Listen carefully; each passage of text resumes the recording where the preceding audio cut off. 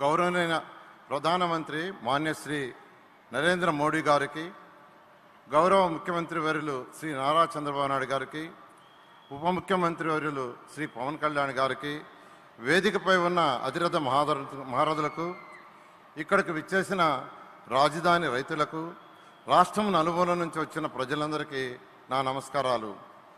అమరావతి నిర్మాణానికి తమ ప్రోత్సాహాన్ని అందిస్తూ నేనున్నానంటూ భరోసా ఇస్తూ ఈ కార్యక్రమానికి ముఖ్య అతిథిగా విచ్చేసిన గౌరవ ప్రధానమంత్రి మాన్యశ్రీ నరేంద్ర మోదీ గారికి ఆంధ్రప్రదేశ్ ప్రజల తరపున ఆర్థిక స్వాగతం పలుకుతున్నాను. 10 ఏళ్ల క్రితం అమరావతి రాజధాని ప్రధానమంత్రి నరేంద్ర మోడీ గారి చేతుల మీదుగానే పురుడు పోసుకుంది. మళ్ళీ తిరిగి 10 ఏళ్ల తర్వాత అమరావతి పునఃప్రారంభం కూడా ప్రధానమంత్రి నరేంద్ర మోడీ గారి చేతుల మీదుగానే జరుగుతుండటం మన అదృష్టం. రాష్ట్ర విభజన తర్వాత గౌరవ ముఖ్యమంత్రి శ్రీ నారా చంద్రబాబు నాయుడు గారు ఇచ్చిన ఒకే ఒక పిలుపుతో ఈ ప్రాంతంలోని 29 గ్రామాల్లోని 29,373 మంది రైతులు కేవలం 58 రోజుల్లోనే ఒక్కటంటే ఒక్క సమస్య కూడా లేకుండా 34,000 ఎకరాల భూమిని అమరావతి కోసం త్యాగం చేయడం దేశ చరిత్రలోనే ప్రథమం. రైతులు చేసిన త్యాగం వెలగట్టలేనిది. అమరావతి కోసం ఎన్నో త్యాగాలు చేసిన రైతులందరికీ మరొకసారి నా పాదాభినందనాలు.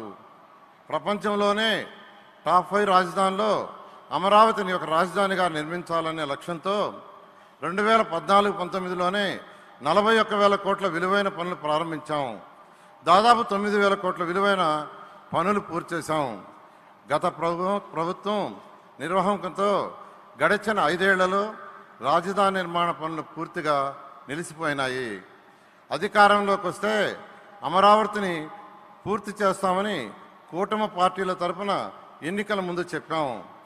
ప్రధానమంత్రి గారి ఆశీస్సులతో ముఖ్యమంత్రి చంద్రబాబు నాయుడు గారి సారథ్యంలో 3 ఏళ్లలో అమరావతి నిర్మాణ పనులు పూర్తి చేసేలా పక్కా ప్రణాళికతో ముందుకెళ్తున్నాం. ప్రజలకు ఇచ్చిన హామీని నిలబెట్టుకుంటాం. తరతరాలు గర్వపడేలా ప్రజా రాజధాని నిర్మిస్తాం. ధన్యవాదాలు. జై హింద్, జై అమరావతి, జై ఆంధ్రప్రదేశ్. ధన్యవాదాలు సార్. శ్రీ చంద్రబాబు నాయుడు గారి యొక్క క్యాబినెట్లో ఒక యువ ప్రతినిధి ఉన్నారు, ఒక యువతకు మార్గదర్శి ఉన్నారు. యువగళం పాదయాత్ర పేరుతో 226 రోజుల పాటు 4,000 కిలోమీటర్లు రాష్ట్రమంతా తిరిగి సదవగాహనతోటి ప్రజా ప్రత్యక్ష అనుబంధం కలిగినటువంటి నేతగా, ఆధునిక ఆలోచనలకు ప్రతినిధిగా, రాష్ట్ర మానవ వనరుల అభివృద్ధి, IT, communications, electronics, real time governance శాఖ అమాత్యవర్యులు శ్రీ నారా లోకేష్ బాబు గారు. బాబు గారి తనయుడిగా కాదు, వారి యొక్క ఆలోచనలకు తనయుడుగా అన్నట్టుగా ఈ రాష్ట్ర అభివృద్ధికి కట్టుబడి నిబద్ధతతో కృషి చేస్తున్న శ్రీ నారా లోకేష్ గారిని మాట్లాడవలసిందిగా మనవి.